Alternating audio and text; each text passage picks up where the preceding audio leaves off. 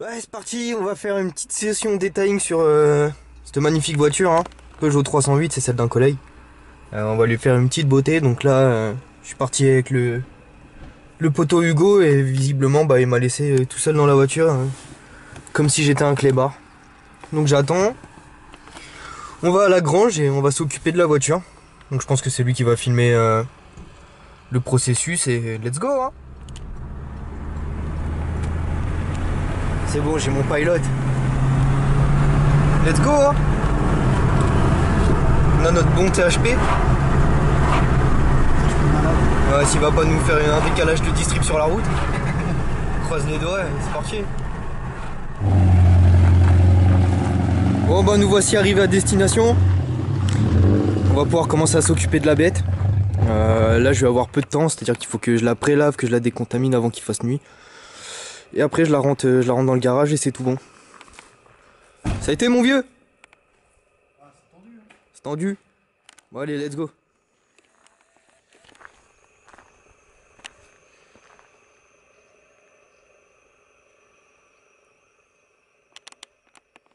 Donc voilà, l'auto est pré-lavée. Elle est lavée également. Donc grâce à la technique des deux seaux. Là il me reste juste simplement pour les premières étapes tout simplement à décontaminer la voiture. À faire tout ce qui est les grilles, les emblèmes avec un pinceau. J'ai juste à la rincer, la sécher et je la rentre directement dans le garage. On peut attaquer le masquage du véhicule. C'est assez économique.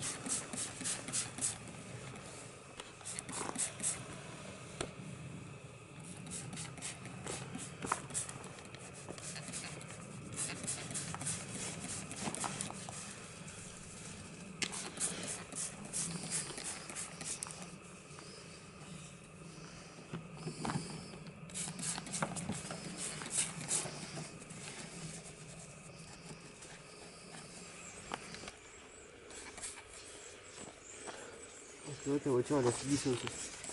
Je dis que ta voiture elle a subi ça aussi.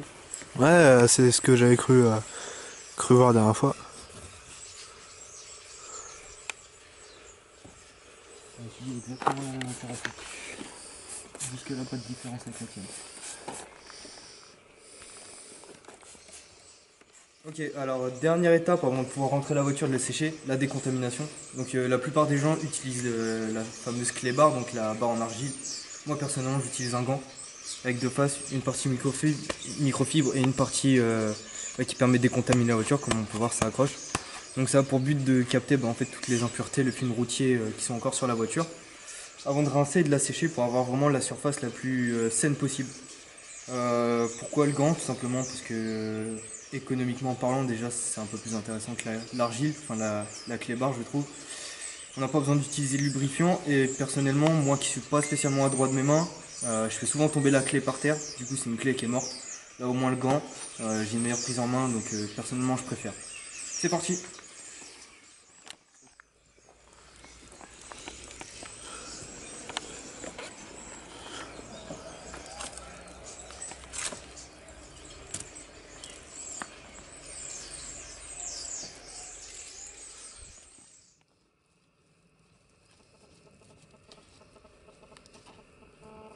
Ça charbonne même la nuit. Gars, y a pas d'heure frère. Vieux. Faut bosser. Ah bah ça. Regarde ça autour, s'il ne brille pas, tiens. Oh non, non. Complètement l'auto. Ça brille. Ouais, on essaye, hein. Elle a quand même pas mal de défauts, même. Quand même quasiment 100 000 bornes. Hein. Elle a déjà fait... Ouais, 100 000 bornes, mais après, malheureusement, il y a pas mal de défauts qui vont pas pouvoir être rattrapables. Dans la mesure où c'est des gros coups de stylo retouche, tu vois. Donc ça va être mort, tu vois. Ça, clairement, ça va être délicat. Après, bon, bah là, ça se voit pas de nuit, mais moi, je l'ai vu en plein jour, en pleine journée. Elle a quelques petites micro-rayures, moi, c'est pas encore trop méchant, tu vois. Mais en soi, globalement, tu sais, même pour 100 000 bornes, elle est pas encore trop vilaine, tu vois. Non, elle est pas trop attaquée. Non, ça va, franchement, ça va. Après, sous la lumière, on se rendra plus compte. Il y aura sûrement des mauvaises surprises. Mais pour l'avoir vu en pleine journée, tu vois, ça va encore, tu vois. Là, de toute façon, dans tous les cas, que les gens sachent, hein, dans tous les cas, là, moi, à frotter avec cette partie-là, c'est valable même avec une clé, c'est que tu fais des dégâts, en fait. Ouais. Ouais, clairement. Forcément, ça. C'est obligé. Genre, c'est une partie qui est rugueuse, tu frottes quand même les contaminants qui sont emprisonnés dedans. Donc, fatalement, ça micro-raille un petit Ouais, peu, quoi. c'est super léger, hein. C'est super léger, c'est une connerie qui part avec une pauvre passe de polish, tu vois. Même un polish de finition, pas obligé d'avoir un truc agressif. Ouais. Mais tu marques forcément la carrosserie. Obligé. Mais j'ai envie de te dire, malheureusement, c'est une étape qui est juste primordiale si tu veux polisher après. T'as pas le choix. Pour enlever le maximum de contaminants, quoi. Ouais, parce qu'après, ça veut dire quoi? Ça veut dire que tu vas polisher sur de la merde. Et tu vas faire plus de dégâts que de bien à la voiture. T'imagines, je sais pas, genre une connerie. Je sais pas, un tout petit gravier ou une connerie qui est bloquée dans le port de ton vernis. Ouais. Toi, t'arrives après avec une machine qui frotte. Bah, du coup, frotter le truc avec. Je te laisse imaginer les dégâts. Ouais, ça va laisser des sacrés dégâts, ouais. Tu vois. Là, on peut même plus parler de micro-rayures, tu peux carrément rayer la bagnole, tu vois. Et là, du coup, après, c'est casse-peinture. Et toi, en tant que rénovateur ou detailer ou tout ce que tu veux, même je sais pas, amateur simple, tu vois, qui veut juste nettoyer sa voiture. Parce que là, ce que je fais, il y en a qui sont pas pros et qui font pas ça non plus comme métier, qui font juste ça comme hobby. Bah, même comme hobby, t'as pas forcément envie de rincer ta bagnole, tu vois. Ouais, c'est normal. Tu vois. Donc c'est pour ça. Mais après, c'est impératif. De toute façon, tu l'entends au bruit, tu sens que ça accroche. Ouais, on entend bien. Tu vois. Je pense pas qu'on va vraiment entendre la caméra. Mais... Non, je pense pas, le micro il est pas assez puissant, mais même moi au toucher, je le sens. Ouais, mais on entend bien que c'est vachement rugueux comparé à d'autres surfaces où on passe après, on n'entend plus rien, quoi. Ouais. Et encore là, dis-toi, je suis pas sur le gant le plus agressif, tu vois. Ouais, il est encore doux celui-ci. Ouais, celui-là c'est un gant médium.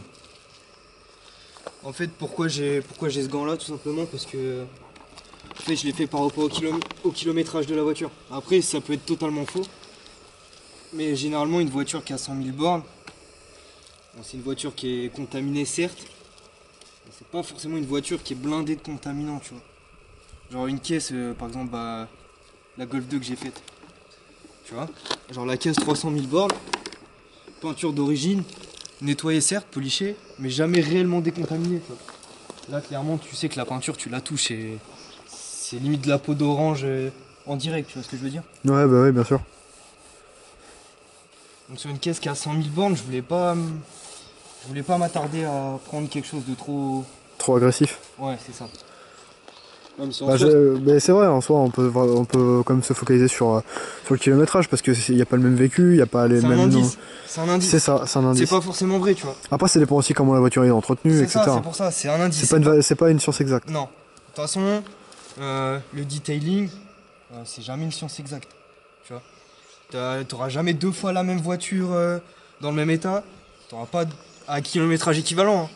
T'as une voiture qui n'a pas été utilisée de la même manière, qui n'a pas été entretenue de la même manière. C'est une voiture qui n'a pas subi la même vie, tout simplement. Déjà, à partir du moment où t'as une voiture qui a été repeinte, c'est même plus le même vernis que la même voiture, mais d'origine. Rien que ça change, tu vois. Ouais, bah.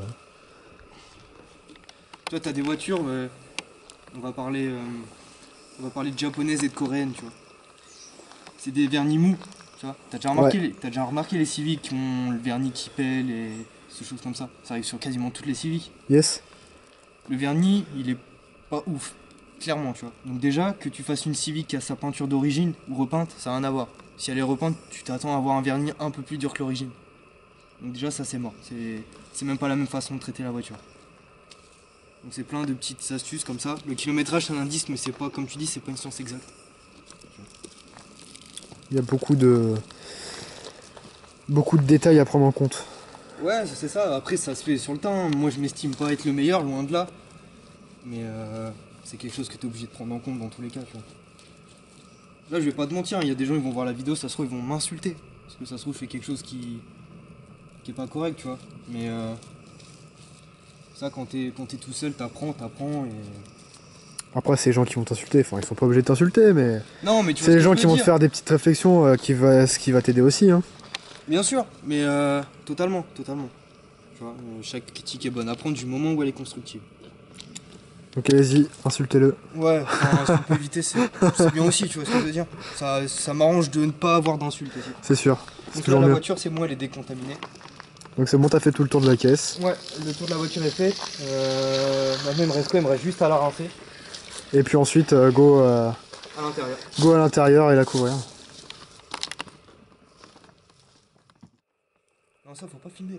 Ça, faut pas filmer. Ah non.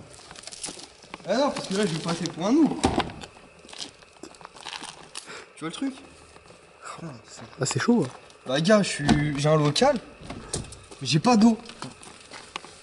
Donc, ça veut dire quoi? J'ai dû acheter un truc pour les cyclistes. Et un Karcher portable. Tu vois le truc? Ah ouais, ça c'est la crise, c'est une solution de début. Tu peux filmer, il y a le Karcher à l'intérieur, hein, je reste pro. Ah, mais ça fait le taf. Ouais, ça fait un petit travail. C'est toujours mieux que rien. Bah là, il y a rien. Ah bah, y a vraiment rien là. Ah non, on va laisser charger, hein. En panne. Putain, vieux, j'ai le seum.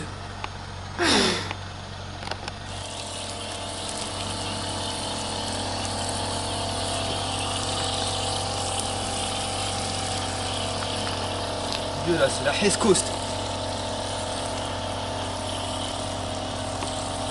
Ah, par contre, je te préviens, au bout d'un moment, tu vas arrêter de filmer, tu vas soulever le Karcher. Ah bah, ça se passait comme ça. Hein. Ça y est, l'auto est nettoyée. On a réussi tant bien que mal à la faire marcher le Karcher. Bon, c'était pas une mince affaire. Hein. Ah non, putain. Ouais, c'était compliqué. Un peu tendu. Hein. Au final, c'est bon, la voiture elle est rentrée, je vais pouvoir la sécher. Et bah, Hugo, après, il va m'aider à la masquer, histoire de gagner un peu de temps. Et puis, on va pouvoir commencer tout doucement. Je vais commencer à faire un repérage de tous les défauts. Et ça va le faire, tranquillou. C'est parti. Donc, les gens, impératif. Une bonne microfibre pour sécher la voiture. Je sais pas si tu peux le voir. J'ai fait un passage sur la carrosserie. On va part quelques gouttes d'eau du pare-brise. Un passage, il n'y a plus rien. C'est quoi comme type de microfibre? T'entends quoi par c'est quel type de microfibre? Parce qu'il y a plusieurs types de microfibres comme ça. Il y en a pour les séchages, d'autres. Bah, c'est une microfibre de séchage, pardonnez-moi, comme tu l'as dit si bien. Donc c'est généralement les microfibres qui ont la plus grosse densité. En fait, la plus grosse densité, ça permet tout simplement de capter en fait le plus d'eau possible. En fait, elle peut capter jusqu'à tant de fois son poids. Et ce qui lui permet de s'engorger moins rapidement qu'une autre microfibre. Donc, généralement, les microfibres de séchage sont particulièrement épaisses pour pouvoir justement absorber le plus d'eau possible. Tu vois. Et donc de laisser le moins de traces possible aussi. Ouais, accessoirement, tu vois. Après, t'auras pas forcément moins de traces avec une microfibre avec une moins grosse densité, mais tu vas passer 2-3 fois avant d'enlever tout ton surplus d'eau et bah, malheureusement, j'ai envie de te dire, le temps, c'est pas de l'argent, mais c'est pas dégueu quand tu fais une voiture. Et t'as pas envie de passer 4 fois au même endroit juste pour enlever de la flotte, tu vois. Normal. Tu vois, si tu peux le faire en one shot, c'est bien, tu vois. Donc la plupart des grosses microfibres de séchage, par exemple celle que j'utilise là, généralement tu fais un passage, hop. Et elle peut normalement, suivant la taille du véhicule, faire le véhicule complet. Avec juste une microfibre. Certains véhicules, sauf cas particulier, par exemple tu vas faire, je sais pas moi, on va dire un Audi Q7. Un Q7 tu risques d'avoir besoin de plus qu'une microfibre pour le faire. Ouais, bah c'est une voiture assez massive quand même. Ouais, c'est ça. Mais enfin, c'est des microfibres qui sont étudiées pour tout simplement emmagasiner le plus d'eau. Puis tu peux le voir, tu vois, elle est quand même bien épaisse, tu vois. Bon là, au toucher, ça se verra pas sur la vidéo, mais elle est quand même. Enfin, on voit quand même sur les poils qui sont vachement déjà. Ah, ils sont balèzes. Ouais, ils sont plutôt balèzes, ouais. C'est fait, ouais, justement pour capter le plus d'eau possible, tu vois. Donc en général, tu fais un petit passage et t'es bon. Et justement, petite astuce. Bon, malheureusement, comme vous avez pu voir avec mon Karcher de compétition, je suis pas non plus équipé de ouf. Mais si tu laves bien une voiture et tu passes la microfibre, Y a pas de traces. t'es censé avoir aucune trace. Et c'est plutôt le cas jusque là. Là, pour le moment, ça va, tu vois, même tu peux faire le bas de caisse. Tu vois, ça va. Ça, c'est un signe que le véhicule est bien nettoyé, tu vois. Et ce qui est bien, c'est qu'au séchage, tu peux déjà commencer à voir certains petits défauts qui ressortent, tu vois. Tu vois des bêtises comme ça. C'est de la merde, mais ça se voit, tu vois. Le feu. Ouais, le feu, ouais. Bon, le feu, malheureusement, c'est pas prévu que je le fasse, tu vois. C'est pas ce que mon collègue m'a demandé de faire. Je vais lui passer un coup quand même, mais là, dans l'état où il est, je suis même pas sûr qu'en ponçant le feu, tu peux avoir quelque chose. Puisse avoir quelque chose, ouais. Parce là, qu'il est quand même vachement bien attaqué. Ouais, là, le plastique, il est quand même bien bouffé, tu vois. Mais bon, on va passer un coup dessus, avec un polish assez agressif. On va voir ce que ça donne, tu vois.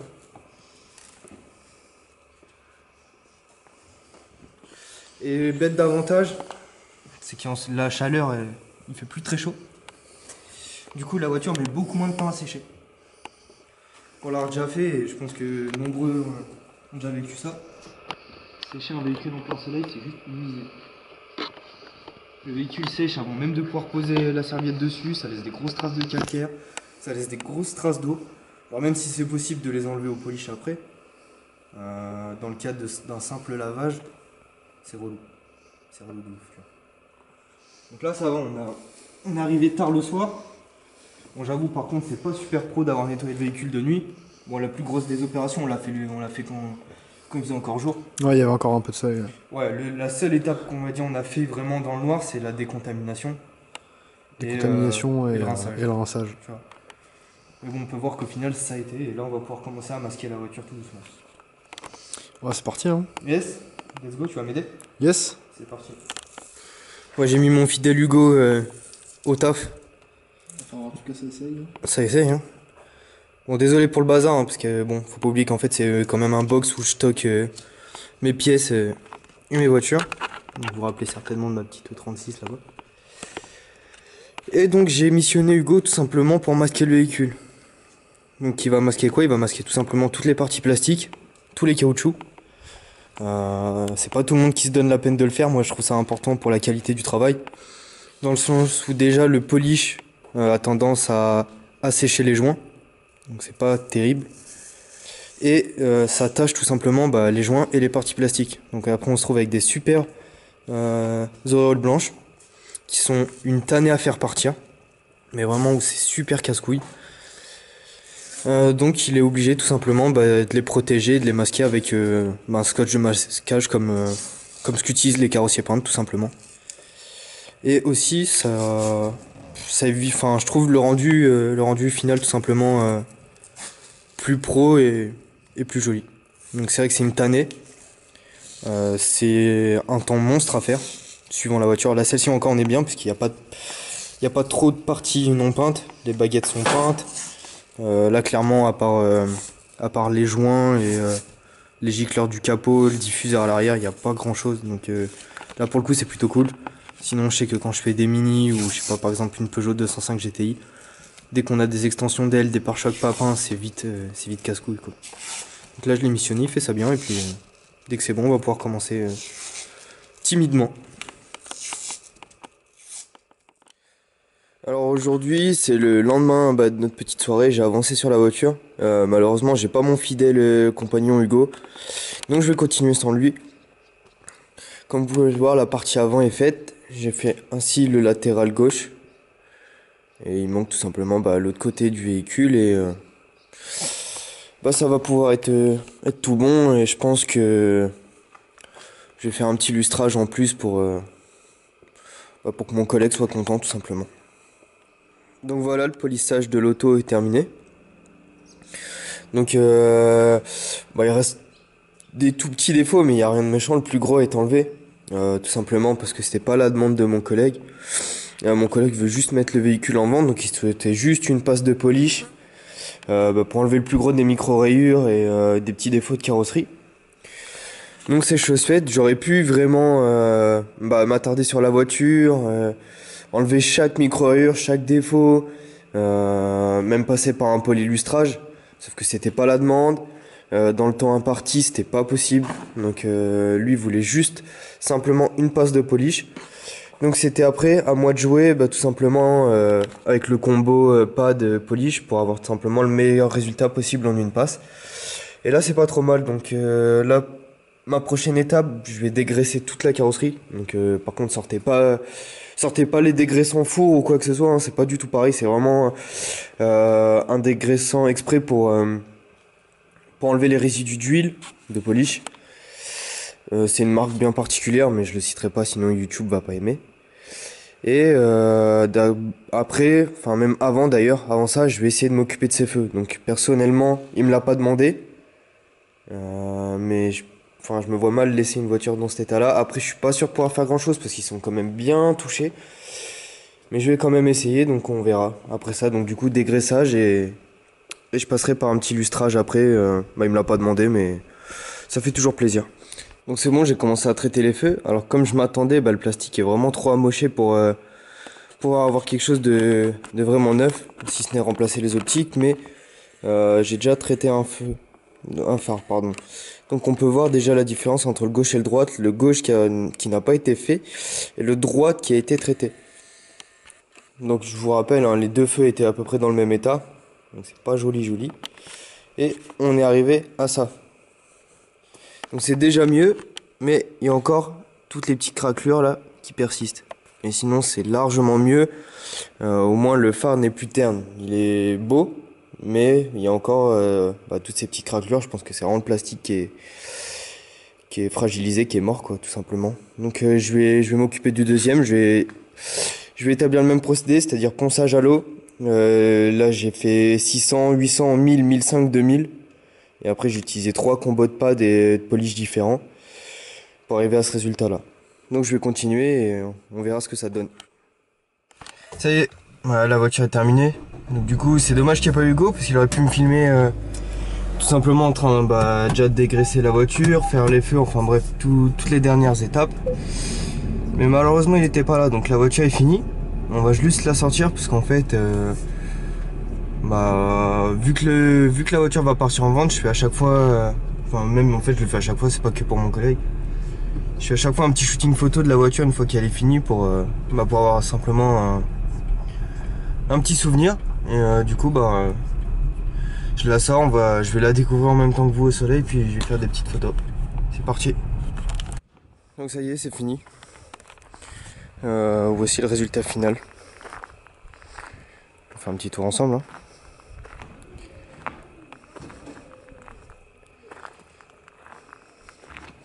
Il y a des défauts qui sont vraisemblablement irrattrapables.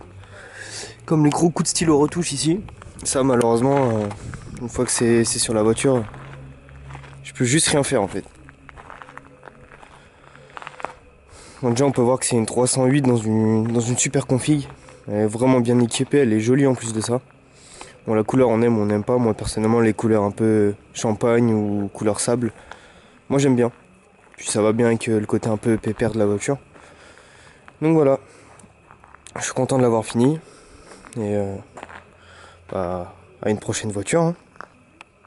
Salut tout le monde.